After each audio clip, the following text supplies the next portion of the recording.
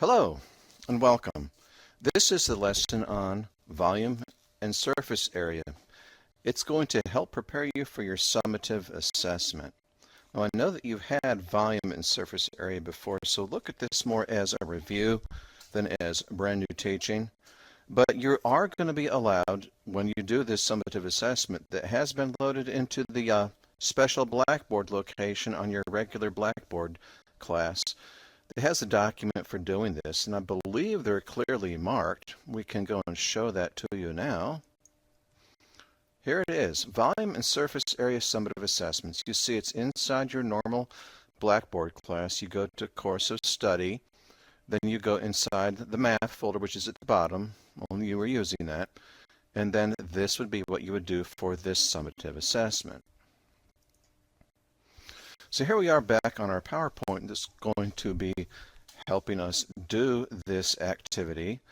And we're going to be using, well, you're going to be using when you do this, your formula sheet. But I have, for our convenience for today, for the lesson, input the formula right on the document. So first one we're going to do, this is fairly easy, I think, is the volume of a rectangular prism. And you see we're talking about volume equaling length times width times height. And in this instance, the unit of measure is centimeters. So we're going to be talking not about straight centimeters or even square centimeters, but since we're using three dimensions, length, width, and height, we're going to be talking about cubic centimeters. Okay, so we have a length of 8 centimeters, a width of 3 centimeters, and a height of 5 centimeters. So using our handy dandy calculator, we go 8 times 3 times 5, and we get 120 centimeters. 120 centimeters.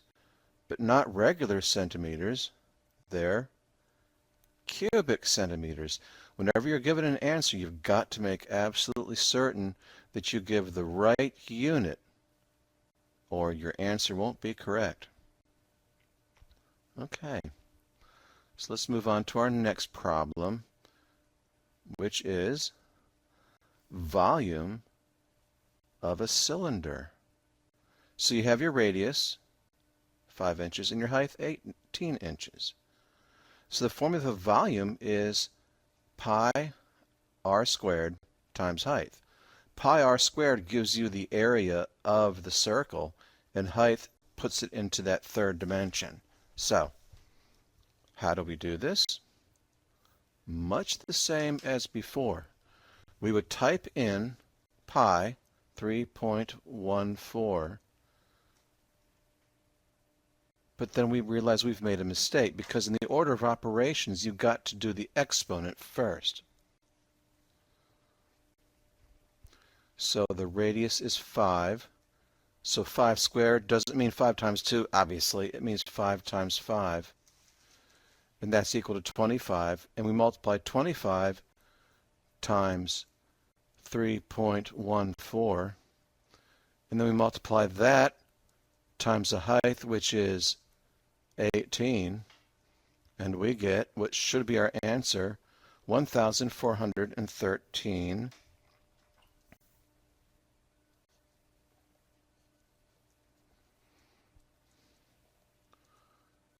cubic, again, your correct unit, cubic inches.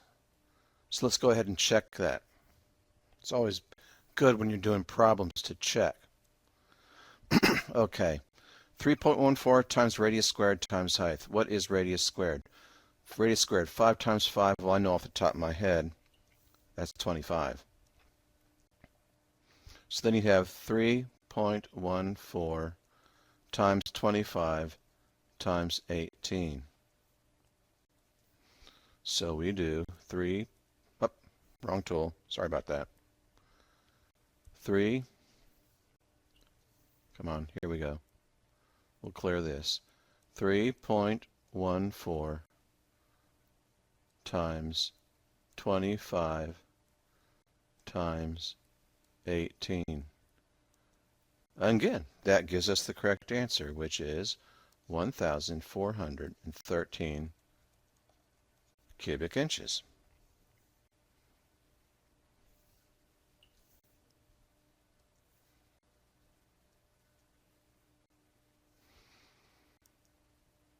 Then we have the surface area of a cylinder. A little bit more challenging. So what is our equation here? Let's do the equation first. 2 times pi, which is 3.14 times, see I'm using the dot for times, r squared. Now we're given the diameter here, not the radius, the diameter. But we know that the radius is half of the diameter, and if the diameter is 4, that means the radius, if the diameter is 8, that means the radius is 4.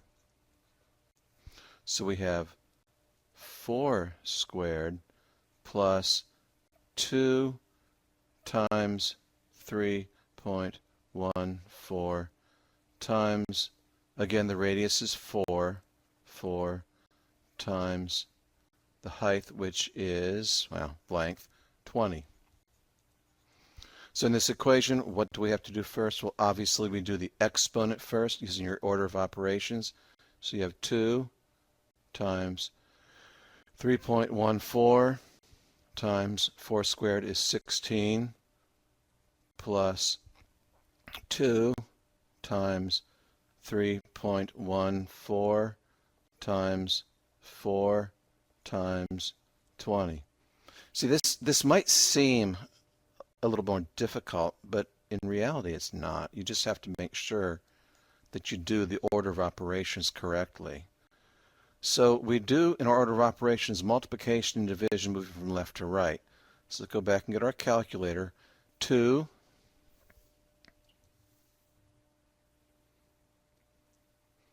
times 3.1, didn't take that, did it?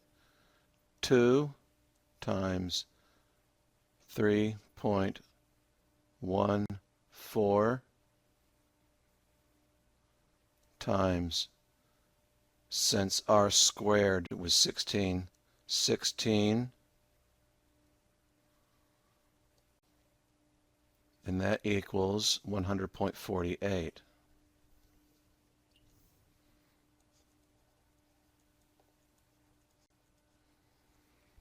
Plus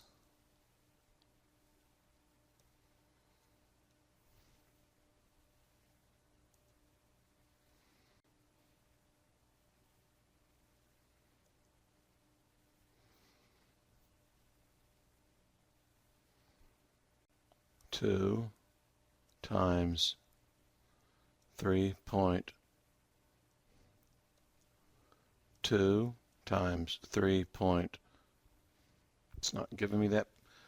2 times 3.14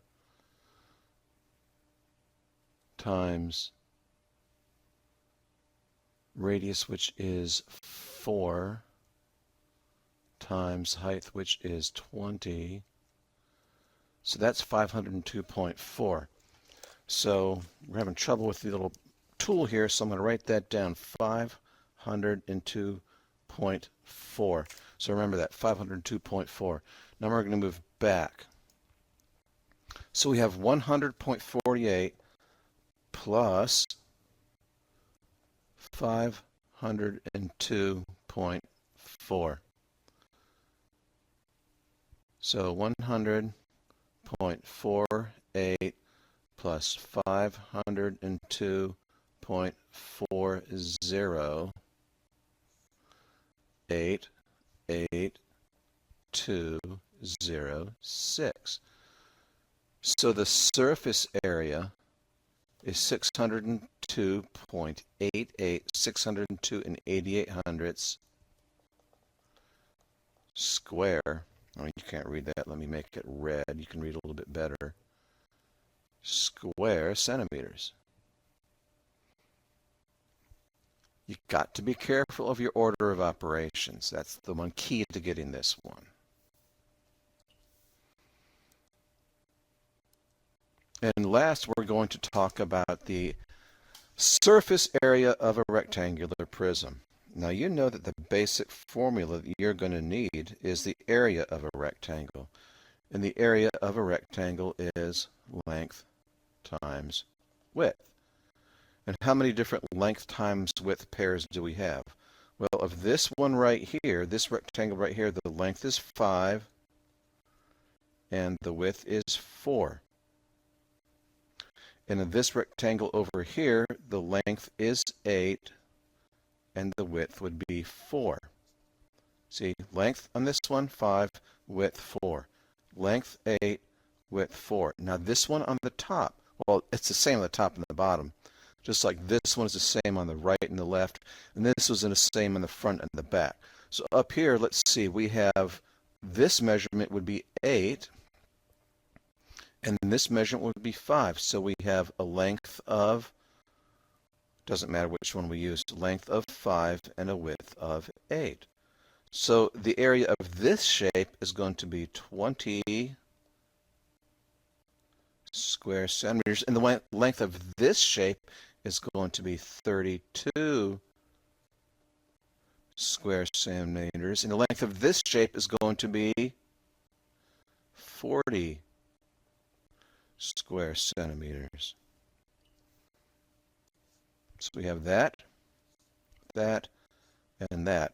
So you say, do we just add them together? Well, no, because each one of these rectangles, you have two of them in a rectangular